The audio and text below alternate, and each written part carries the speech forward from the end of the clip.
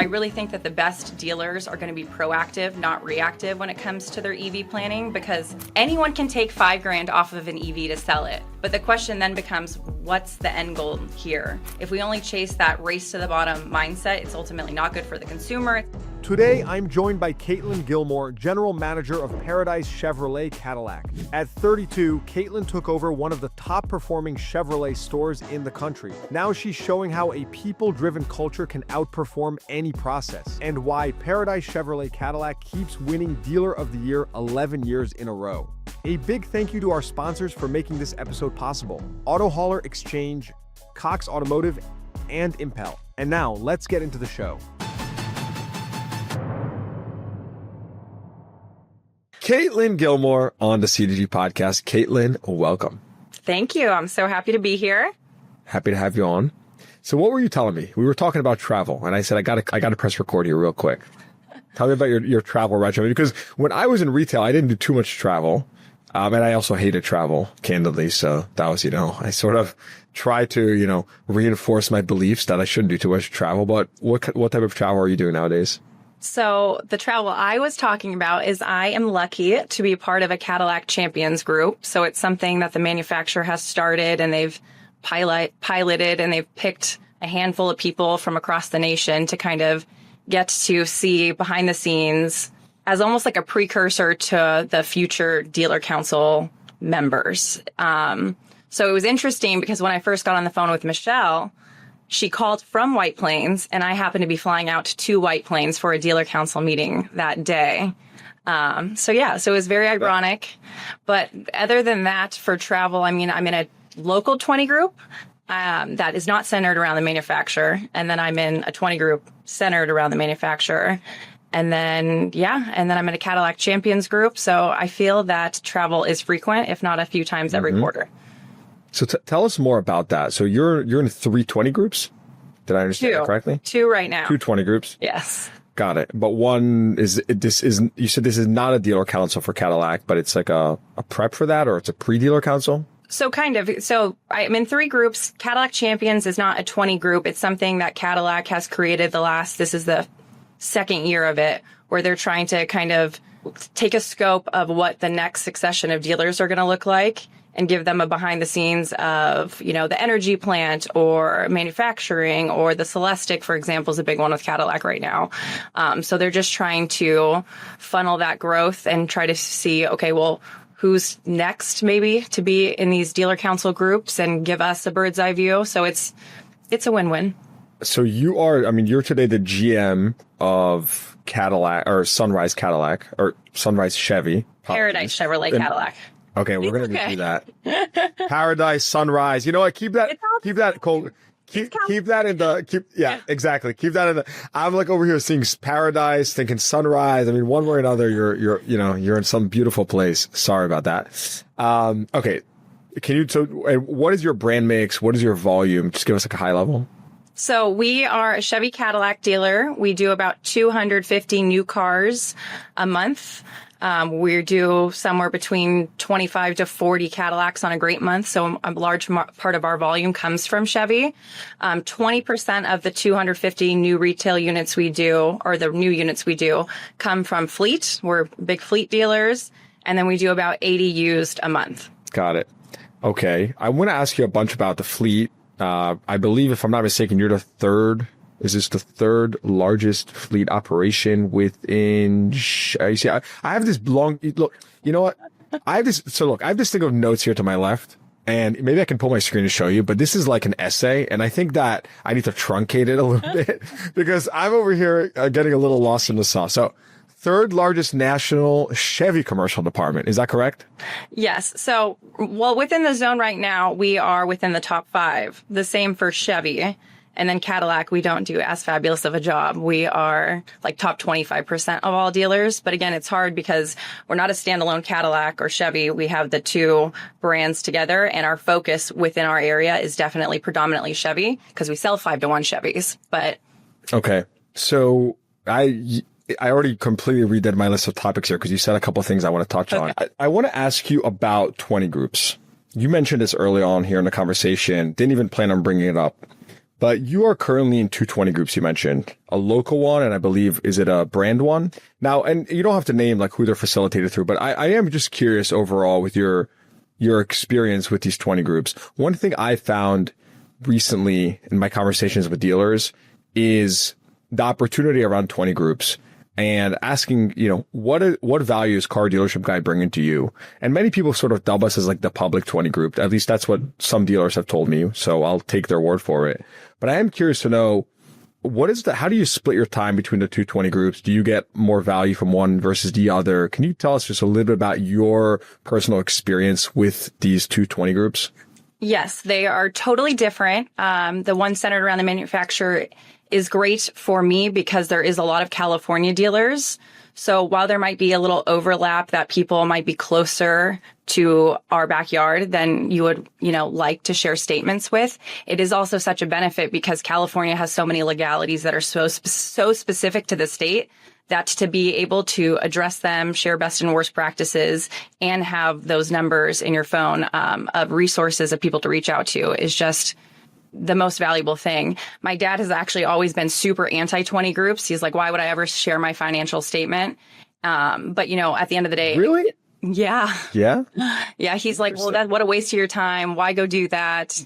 That's always been, my dad is also 78, I will say, and antiquated in a couple of ways, but I feel like the relationship aspect of the 20 group and having dealers in California is just the most powerful aspect of the manufacturer one. The local 20 group is interesting. I had a guy reach out to me, and it is non-compete in the sense that it's different businesses within our area. However, it's similar in the sense that we are able to share best and worst practices, market trends, etc. And the value in that is something similar to being a part of the chamber in your local town or in the Rotary, because you get to connect with other business owners who can then funnel your own business. So a little different when on a manufacturer scale, they're not going to come buy a car from you, but the people in your local 20 group, while you can share best and worst practices, will definitely come and funnel some car sales and service. Interesting. So we're talking really local. When you say local, I mean, this is in your kind of in our backyard. Town, yes. Local CEO. So it's like president of the chamber, owner of the Chick-fil-A, board of the hospital. Oh, so not just automotive. Understood. No, not automotive at all. It can't be compete, because otherwise we wouldn't get together in a room if it was the Ford across the street with me talking about what was going on in our business. But so it's interesting because I feel like that is I'm coming to the conclusion that that's a somewhat of a misconception. I agree that you're not going to share your financials with the Ford dealer down the street. And maybe the Ford dealer down the street is a little extreme, but maybe the Ford dealer that's 2 hours away, you would share some best practices, insights with, especially if you can help each other. That's sort of what I've been trying to do here with these text groups, literally like the most low technology free thing, but it's solved for that, because I feel like what you just told me. So you're flying out for the Cadillac 20 group, obviously other people, in your brand, that makes total sense. You want to benchmark with them, especially if they're not in your market. So I feel like I would question, or I would tell your dad that maybe we should consider it, but maybe he would tell me, go kick rocks. It's fair enough. And then the local one, do you get lots of value out of that? Yeah. I mean, we are so immersed in the community. I'm in Rotary. We're in the chamber. We're in a part of every nonprofit. I would say close to 200. And the biggest benefit we get from that is customers, especially in this market. I mean, you think about, we're in a market that's heavily trending towards a more 30% portfolio of EV sales. And it feels like the conversation more than ever is on price. So what the community involvement allows us to do is create a stickiness with our customers, that it's not customers who are coming in and talking price. They're just value. They have a loyalty to us because of the value and trust that we built with them through the years. So same thing with the local 20 group is that we get the benefit of talking shop and talking business, but also they can still funnel our business and come and be customers. Mm-hmm. As you've grown as an operator, how have you, what have been your key sources of learning? Because today, like you said, your father is older. You've been GM for quite a while. You've been with the dealership for, I want to say, over a decade based on what I saw online. What have been your biggest sources of just learning, and where have you picked up, knowledge along the way, other than, of course, hands-on experience and working alongside your father? Well, it's actually kind of funny. I didn't want to work in the car dealership, car business at all up until I was in my master's program at San Diego State and I needed a job. So I, of course, started selling cars. And my succession story is pretty typical as far as succession stories go, minus the fact that I didn't spend my summers in cashier or detail. But I transitioned from selling cars for a few years while getting my master's degree to finance. And before you know it, a handful of years had passed, and what was once a job of necessity and I needed money and circumstance really turned into something of passion and opportunity. And before you know it, I went from working in finance to then kind of working my way through the store.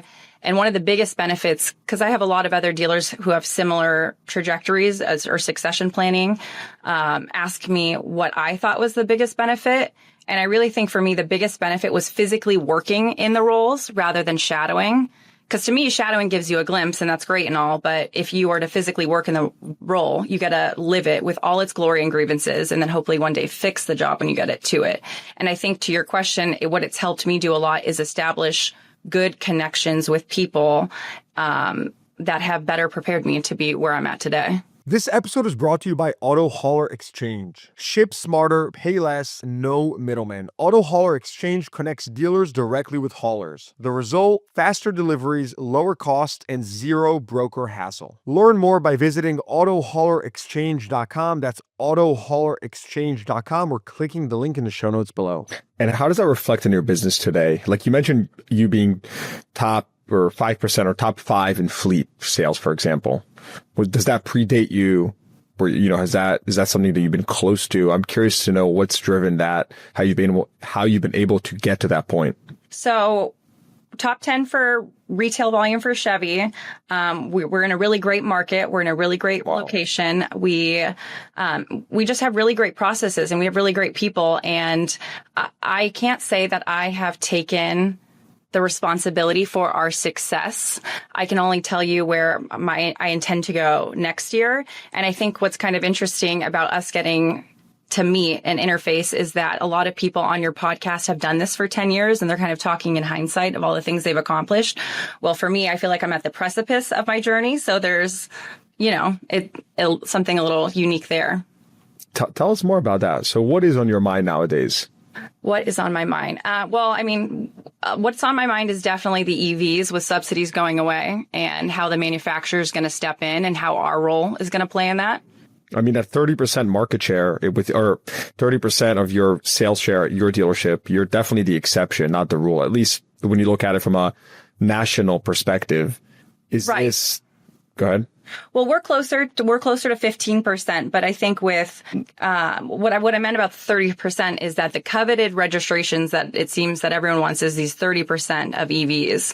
And with government assistance gone, we really need to bridge that value gap. And that responsibility, in my opinion, largely falls on the OEM. So we need consistent programs and real support, not one-off incentives. And as people mature out of their leases, it's critical that the OEMs provide us fair purchase prices so we can then replenish our CPO EV inventory, because to me, that's what creates a healthy cycle. It puts people in EVs today, it keeps them in the ecosystem tomorrow, and then ultimately it makes this transition sustainable, especially with government subsidies going away. I mean, we're early October now. What is your hunch here? It seems like every day a different OEM is announcing something. How do you feel about maintaining your sales volume, given that the tax credit has gone away and the situation we're in right now? Well, GM's come out with an allotment for us dealers. So they are going to basically pre-fund us 5% of the vehicle up to a certain amount of vehicles, and then we'll get short funded when we sell that car. So it's essentially allowing us to still market that there's that 7,500 to customers.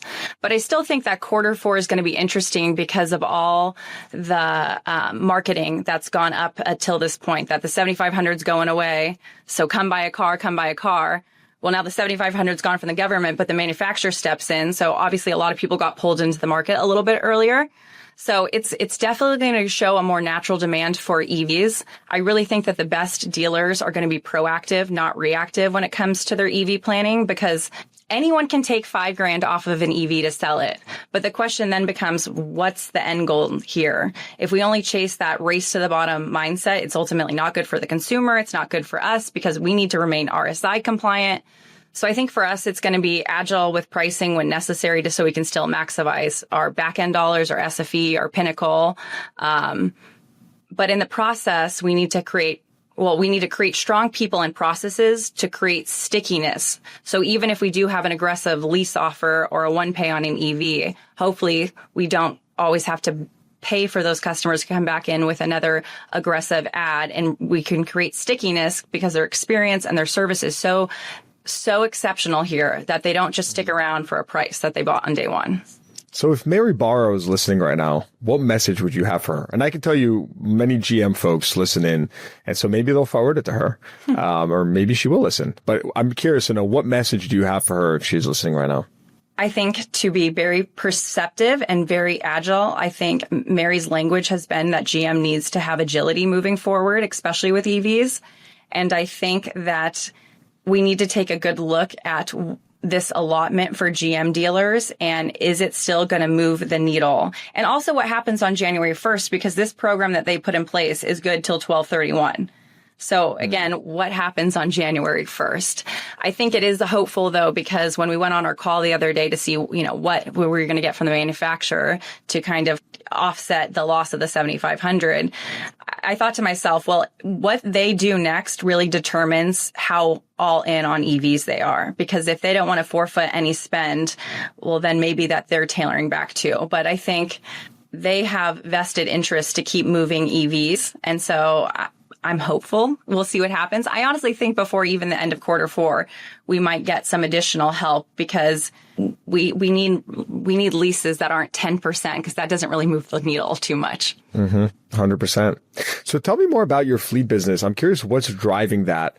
I think this is an area where lots of dealers have just spoken about recently. Or when I say recently, I'm talking like recent months, year, because, it provides some hedge to the market and to all the cyclicality of the consumer, especially nowadays when, things are pretty volatile. But what drives your fleet business? How do you maintain such a strong, consistent flow of volume there? Well, we've had the right people in place for a long time, so we have a good book of business. Another thing that we're currently working on is we're actually physically building the first fleet service sales parts center that's standalone, connected to us, but a standalone dealership in the United States. So that to us will help us hopefully boost that traffic. And right now it actually works as a free marketing tool because it's sitting right next to us off the freeway, and it's a big piece of land where we can park all these utility bodies, and millions of people drive down that road every week and they can see, and it's helping advertise for us. But right now we have a really, really good, strong team. The only thing that's a little volatile about fleet is that you have to get in these vehicles, and then typically you're upfitting them for your customers. So then they're going to be sitting on your flooring at a higher dollar amount for longer periods of time. So there is volatility there, but having the right gamut of salesmen, outside sales rep, it works well for us. Tell me about this fleet servicing center. You said it's the first one. I'm curious, what are the economics of this? Why are you doing this? Honestly, mostly for space. We're very landlocked where we're at, especially in California, in our town. So to acquire the land to then be able to physically put vehicles there. And then also when you think about our service center right now, we don't have any lifts for 45 and 5500s. So we don't really have the ability to service these vehicles at all. And it's niche in the sense that there isn't anything standalone for these vehicles to go through. And we do have a lot of businesses within our community or within a 100-mile radius who travel through Temecula, through our town, who would have a need to do it. And then we could also put we could give them another vehicle to drive for the day. So we could do some accessibility to keep them on the road and keep them productive. That's just not being done before. Yeah. The first thing that went through my mind was, dealers erecting a reconditioning center for used vehicles. And so similarly, and I can understand you being landlocked. I am curious though, if there's ways where you can actually gain operational efficiency from this being a standalone, right? And I'm talking about, different incentive structures. I'm not suggesting that is the play here. It goes through my mind, right? Are there any key differences with fleet, just like there is, between a traditional retail customer service versus a used vehicle reconditioning? Are there other advantages here? I mean, for starters, I would say, or I don't want to say no brainer, but that's something that almost runs through my mind. It's like, it makes total sense is, the ability to get more use out of that CapEx, that facility, and run, later shifts, overnight shifts, especially when you're not serving retail. Again, you can do this in a normal service facility as well. But I think you just have more flexibility with the customer here. So it warrants the question of what can you do to improve your business given that added flexibility from that fleet customer. Right. Well, and I think it does. And honestly, it's a large benefit to us because we're landlocked with our retail space. And because we are such a Chevy volume store, we actually have a secondary lot adjacent to a community college where we have to store our retail units as they come in and move them as we sell cars. So again, it does hinder our current business too. So to be able to have a facility not only to grow in the fleet respect, it also allows us to free up space to become more productive from our current business venture too. And I like that, right? You're saying if you're landlocked and you're going to, somehow split your business, what type of business does it make to split off site so that you're taking the most advantage of your very, the small area that you do have to serve the retail customer. And trust me, I know all about being landlocked in a city. So yeah, I've been there, done that. So I'm curious if being landlocked, that constraint has maybe pushed you to optimize a little bit more for omni-channel sales or, focus a bit more on the customer experience before they step into your store to try to keep things a little bit more efficiently, potentially even selling cars that are off-site? Or am I just, going a little too far and that hasn't really impacted sales too much, retail sales? It hasn't. As our inventory has gotten leaner, obviously it's coming up to healthier levels post-COVID.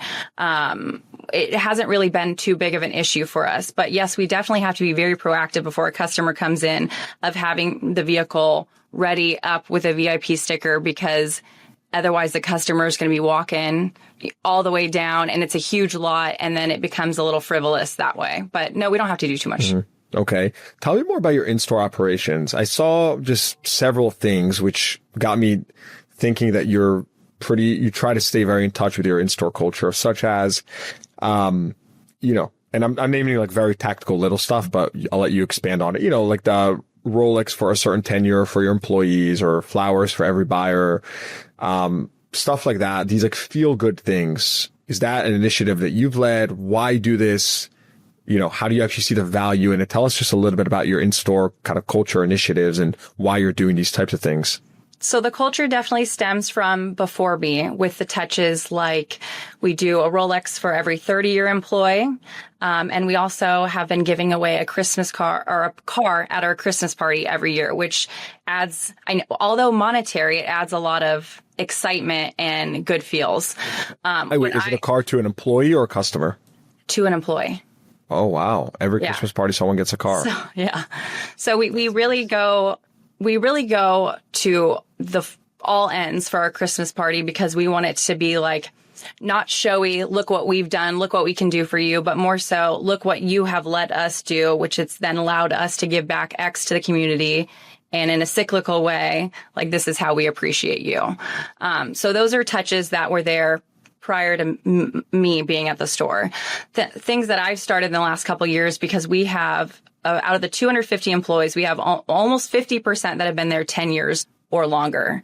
So one of the things that I try to do to make sure everyone has the same experience when they get their recognition for 5, 10, 15, or 20 years is do something like a biannual luncheon. So we can hit every single tenure in the same capacity so no one feels left out because their department head didn't give the same big hurrah that a different department head did. Another thing that we have done is I put in a healthy meal prep fridge for convenience and to keep people on site for their lunches and little touches like that. And then we brought our employee shuttle back because I mentioned we're landlocked. So people are parking off site just to work here. And it's a big grievance. So then I actually had our department heads come together, and now they rotate and they drive. So our service director, our parts director, our GSM will physically drive the employee shuttle to just, one, show there's nothing that they won't do, and two, to kind of drive that interdepartmental connection, because it is really hard to know everyone when you're a store of 215 people. And, you always hear at the back of the house and the front of the house, and they're two different hands rather than one working together. And then my goals for next year are a number of things. I'm currently working on I'm working on an internal employee website so I can boost communication and just show employees we're invested in them. So that has, and I'm the oldest young person when it comes to technology, but I will say I figured out this website. Really? I am. But yeah, it has a number of things. I put on there a job shadow request form, an employee feedback form. I put on our community events calendar where you can physically sign up and join us in representing Paradise at these local nonprofits and show your investment in the community. And then I created a mental health page with access to a free gym membership for every single employee. And also I included an access to a free assessment, which then leads to things like a nutritionist or a fitness coach, should you choose. And then on that mental health page, I also included, if anyone's struggling with something very specific, domestic violence, for example, that we can then connect them to one of our nonprofits in the area that specializes in that area. So there's that real connection there. And then I don't want to spill the beans too much, but I'm starting a 401k match. So that's going to be a benefit to employees. And then we do the flowers too. I love the flowers. I started those this year, but those are they're for employees if they buy a car, but that's definitely more customer focused culture point. This episode is brought to you by Cox Automotive. AI and personalization are fueling a bigger shift, improved customer experiences. A new study from Cox Automotive reveals that transparency and feeling informed, supported, and in control are the 4 key drivers of satisfaction. And dealers who understand what drives satisfaction aren't just improving customer experiences, they're seeing massive results. If you want to learn more, download the 4 key drivers of shopper satisfaction by clicking the link in the show notes below. If you give flowers when they make the purchase, that's like a part of the anyone, sales. yeah. $100,000, $150,000 IQ, $10,000 tracks. You get a beautiful box of fresh flowers sent to your door. What? Oh, sent to your door. Yeah, it comes to your house within 72 hours. You've really put your fingers on the pulse here with the culture. What inspired you to do this? I mean, it seems like this is an area you're putting a lot of focus on, and I'm just curious, like, where you got inspired for all these different initiatives. I don't know. We all have our calling, and, I just feel that employees are so special and they do give a tangible return. I've always said we can have the best process in place for great customer service, but if you have unhappy employees, you're going to have no one to execute it. And I just think we're at a real transition point. Boomers are beginning to retire and Gen X are taking their spot, and Gen Z's starting to take up a larger majority of the workforce. And I just think we can't keep leaning on these vapid ideas that certain age demographics are soft, or say things like, if you don't have thick skin, get out of the car business. At some point, the younger generations are going to make up the majority of our workforce. So I think the responsibility is on us as leaders to ask ourselves, okay, what do they want from an employer, and how do we create a culture where they can thrive? And I think that's how we attract and retain real talent. Mm-hmm. Now tell us, I always like to connect things to revenue because it's the Car Dealership Guy podcast, right? We wouldn't be CDG if we didn't do that. Mm-hmm. So now tell us, since you joined the company, like what has been revenue like? How's it trended? Give us some insight into that. Alongside these initiatives you've taken, I'm not going to claim here that it's directly correlated to, giving flowers to customers and suddenly your revenue skyrockets. But I'm curious of the overall trend. You've obviously injected some more kind of cultural touch here, which I think is really key. And in the time now in the industry with all this change. And I'm curious to know, when did you join specifically, and when did you take on the GM role? And since then, if you can kind of walk us through just the company's financial performance. So I've taken on the GM role within the last few months. So it's very new. I've been with the store for 10 years, but when I was working the jobs truly with no purpose other than to work the physical job I was in, I wasn't privy to the financial status of the store at the time. Year over year, we've been successful to create growth. We do about $250 million in sales a year, and we're holding about 4%. So, we're growing and working towards it. I think one thing that that's been ingrained in me, that I still see a lot of value in and will continue is that you can never save your way into a profit. We have, for example, 4 service managers and some. I just spoke about this with my father this morning. It's a great line, and it's true. But you know, it's funny because I'll walk around someone who, when they're onboarding, and I'll be like, all right, this is our service manager. This is over here is our service manager. This is a service manager. And so I feel like sometimes it can seem hand-holding or like we have so much support staffed, but we're still absolutely in line and in guide with management and department supervision, because I still believe that. You know, I think if you have the right people in the right positions, even if you're a little heavy, well, it still translates to you make more money and you can still be in line having a full staff of, you know, department heads, for example. So what do you actually mean when you say 4 service managers? Who do they all report to? Service director? So we have our service director, and then we have 3. One's going to be like a shop foreman, and then we also have someone who is another service manager who heads the technicians, and then someone who heads your advisors. And why have so many service managers? Are you compensating for someone's, you know, lack of skill, or are you just want extra redundancy? Like, what is it about having so much kind of top-down support within the service department? Well, I think as long as we're in line, no one's ever I would never go to our service director and tell him to start axing as long as our personnel is in line with our gross. But we have almost 15 advisors. We have 40 techs. We have 51 stalls, and we have a physical dispatcher. We still have cashiers. Don't ask me. And we have a service BDC. So we have 100 people. Are you changing that? When you say or so have cashiers, well, are you tell things ahead of time preemptively? Why not? Of course you can.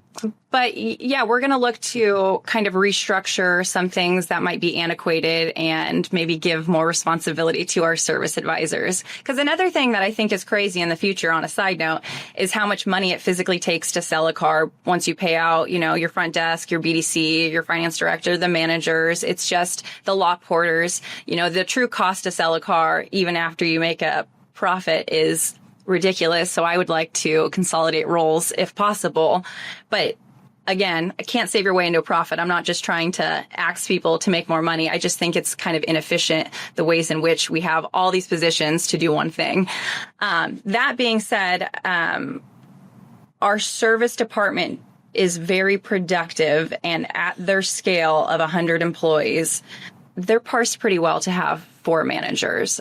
Because I will say our service director is also part of DFOB, and he's on his own committee too. So that pulls him away a little bit. And I think it's, you know, sometimes we're so head down immersed in our role that all we can do is be reactive, not proactive. And I think that's hard for leaders. So I think to have a little bit of ability to delegate and have another manager so you can do some forward thinking in your day, there's immense value in that. There's definitely a difference between, you know, working in the business and on the business. This is what I say. Mm-hmm. You know, when I look at my calendar on a weekly basis, I ask myself, am I working on the business with this meeting, or am I working in the business? And there has to be the right balance. And over time, the balance shifts. But otherwise, you know, for managerial roles, it's the truth. If you're always on the floor as a manager, when are you spending time, you know, developing the team and thinking about other things? So I think that's the right perspective. You mentioned you're 4% net to sales. Have you set like a company goal? Like, are you setting, hey, I want to get to 5%, or is this something you're actively trying to grow, or are you focused on other, you know, KPIs? What are you focused on from a financial perspective? I always feel really good when we go to anything Chevy related, because honestly, we have such a sound Chevy operation that I always feel very proud to be in the room. I think I will say one thing that I want to focus on is Cadillac, because again, not being a standalone Cadillac store definitely helps our Cadillac sales, but in no time soon are we ever getting rid of Chevy. So I think my goal for next year will be to try to grow our reach with Cadillac, because we have room for improvement. Chevy, we kind of oscillate exactly where we want to be, because by being in the top 5, if we want to be in the top 1, 2, 3, well, then we're going to start sacrificing gross. So we want to be a perfect play between gross and volume. That's kind of how I feel about that.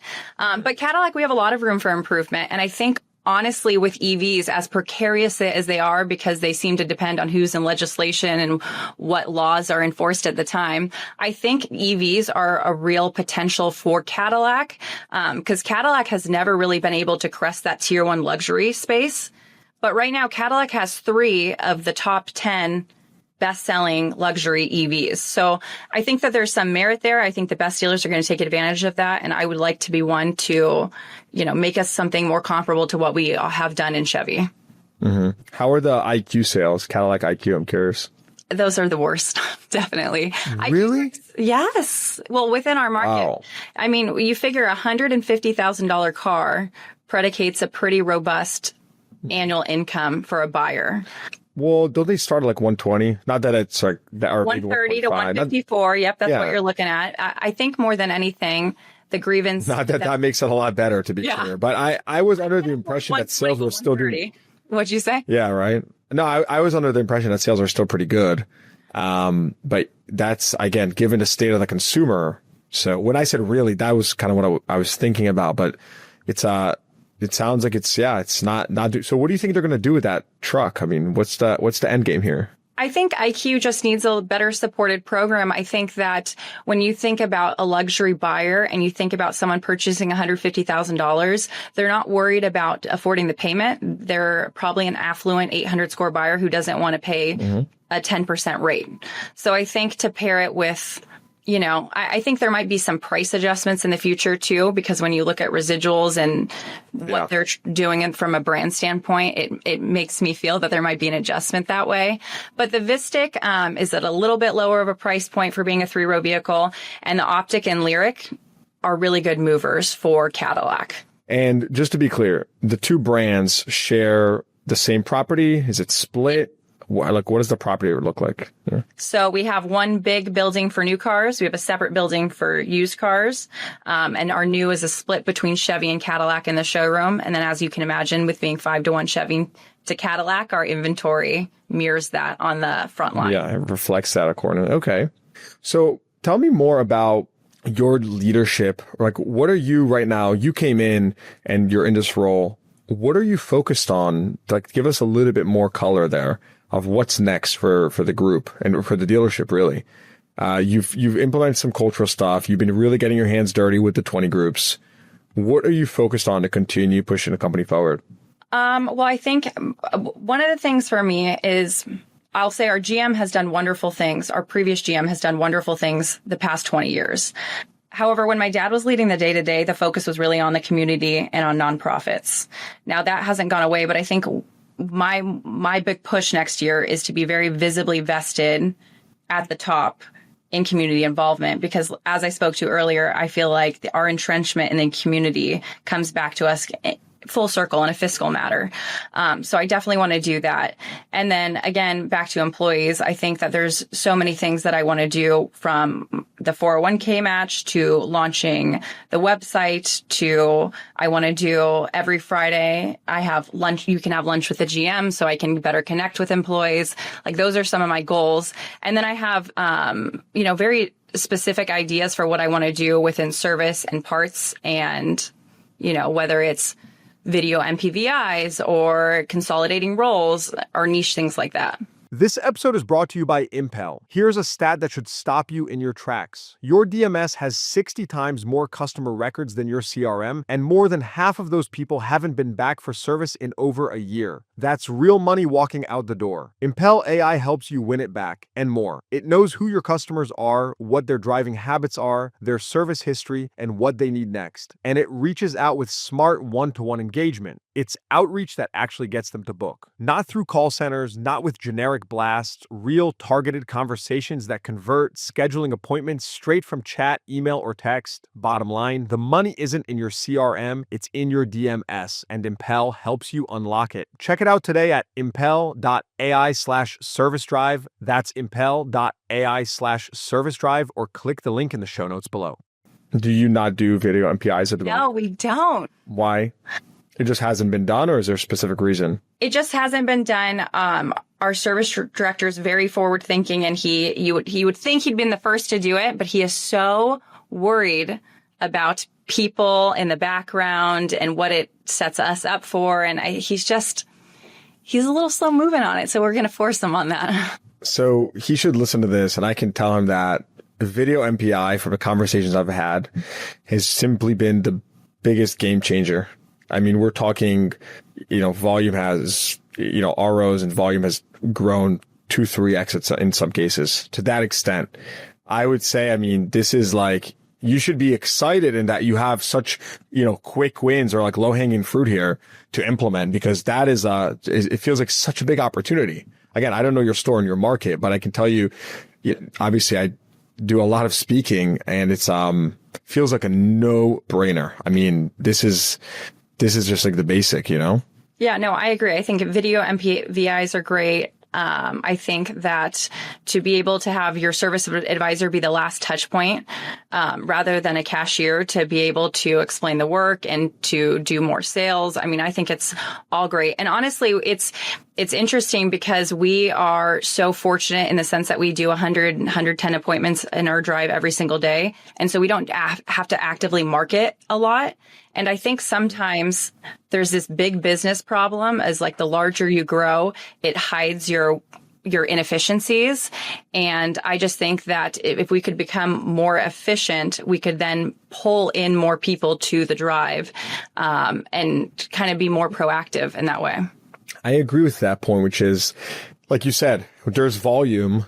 It gives you some more room and slack to, be less efficient. And, this is that was one of the positives, if you could say, when the tide went out after, the early 2020s, where suddenly you weren't just shooting fish out of a barrel to sell a car. I mean, it wasn't that easy, and you had to refocus on those efficiencies, and you saw, better habits, better practices come into play. So in my opinion, it's a much more fun time in the industry because there's a bigger delta between the winners and the losers versus everyone just being a winner and, a rock being able to sell a car. But you need video MPI. So what else? Tell us. I mean, before we wrap up, I'm curious, anything else that is, you mentioned service, you mentioned parts, anything else that is top of mind for you as, you kind of take this, this leap in your journey here and work to grow the dealership? Yeah, there's a lot I want to do. I want to do recurring training, set up something where it's physical, whether through NCM or NADA, where we're doing it more recurringly, not just assuming we do a good job, so we don't need to keep that in front of us. A good example would be our finance department. We notoriously, historically, always run about 2,100 a copy, which is fine. But I think that it's interesting because we have a finance director and 4 finance managers that we don't proactively say, what objections are you hearing this week? How can we better role play? How can we better overcome it? I think sometimes, like we were saying earlier, we just get stuck in our ways of we do things good enough and not how can we become better. So I think creating a recurring physical training program would be something to do. We used to do a Paradise Advantage, which again is like a tangible why buy from us, right? And I think there would be some merit to bring that back and have it focused on ICE versus EV vehicles, because those are 2 different vehicles. And I think they should have 2 different advantages of why you buy an EV from us to, again, create that stickiness. I also want to change our physical onboarding process because it's all over the place. Our onboarding is, I could walk in the door and talk to one person, but then if someone else walks in the door, they could talk to 5 other people with different questions each time. So I don't think there's continuity there. And I think that costs us money anytime we onboard someone and then we export them because it didn't work out. And again, just trying to find a way to hire more diversely, because then in theory, we would have more diverse customers. So yeah, those are definitely top of mind for me. Procedural thing. Well, we'll have to do a follow-up podcast a little bit down the line, and we'll see how how that process is going for you, and whether you've hit your goals and where we're at. So, and hopefully we can help you out as well. So yeah, that'd be awesome. Amazing. So Katelyn, before we wrap up, what didn't I ask you? There has to be something I didn't ask you, a good question that's lurking in the back of your mind. I don't know. I feel like a lot of people ask me about, I don't know, why second generation dealers might not want to work in the business, or what's the hardest part about that? Or let me make it spicier. What is something that people don't know about you that they would otherwise not expect, but when they meet you? But just tell us something about your past, about your present. I'm just curious, who are you? Tell us like something about yourself that we don't know. that you don't know. I mean, I'm a mom to a 4-year-old, and that takes up a lot of my life. I'm an avid gym goer. I would probably do a bodybuilding competition if I had the time, because I think it's... Wow. Okay. I see. I would not have expected that. There you go. Like, you could have been a bodybuilder. Yeah. I mean, probably not. But, it's a cool passion. I feel like anyone who wasn't athletic in high school wants to feel athletic in some capacity, could just pick up going to the gym. But... Were you not athletic in high school? Were you? No. Look at me. I was definitely not athletic in high school. I think my dad had to give away free oil changes for me to make baskets in middle school. Oh, wow. Okay. And then I'm really passionate about English and literature. I taught at San Diego State, a college course too, while I was selling cars. So that was fun. My finance director always from academia to auto retail. That's like going from like the hotel room to horse business. It's like a completely wow. What a shift. And it wasn't even anything. People, when I say English, people are like, "Oh, well, speaking has so much overlap to business," and I'm like, "Well, I taught how horror film was a reflection to contemporary society. So I don't think that has any overlap to the car business." Wow. Well, I will tell you where there is overlap though, teaching, right? Any good leader is, you're a good teacher, or you can at least get people to follow you and do something in a certain way, and without forcing them. So I think there's, probably some similarities there. But when it comes to, MLA format and all that, I don't think that ports over too well. But I agree with you too. We talk about it often in our meetings, how we really promote we can end up promoting toxicity a lot by promoting off of metrics like performance. And, it's like you sell the most cars, and so we move you into leadership, and then you fail because you don't know how to become a good leader. So it's like, what processes do we put in place to ensure not only can you exceed metrics wise, but as a leader? Or how would we transition the people who we think are the best at what they do into being the best leaders? Yeah. Yeah, I think it's important to have the right North Star. At Car Dealership Guy, we've labeled it we call it dealer engagement. It's not consumption of media. It's not, clients at CDG Recruiting or opens of the newsletter. It's just dealer engagement. The more dealers that engage with something that we do, whether it is, become a client with our Nomad, with our social company, or listen to our podcast, or gets value from us in some way, if they're engaged, that tells us that we're bringing value. If they're not, then we got to be better. So I do agree having a North Star as a company is very important. So. Right. I also think too, it's funny. I used to not understand mission statements because I'd read everyone's mission statement and I'm like, does everyone just have the same mission statement? And, it's like really customers happy. It's like, okay. Yeah. To have the happiest employees and the happiest customers, which I say a lot of that too. But I used to have to ask myself too, like, well, I understand why we give back to the community, but why does that matter?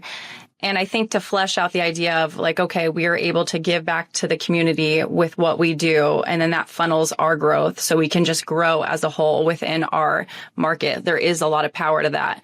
But when you read these mission statements over and over again, I'm like, where is the ether here? Like, do we know what we're talking about? Yeah. Do we really have a message that's nuanced, that's not the same from every other business next door to us? Yep. Well said. Katelyn Gilmore, Paradise Chevy, not Sunrise, Paradise Chevy. Katelyn, thanks so much for coming on the pod. Had a ton of fun with you. Yeah, thank you. All right. Hope you enjoyed that episode. Please give the podcast a rating, consider subscribing to the show, and check the show notes for links to what we talked about. Thanks for tuning in. I'll see you guys next time.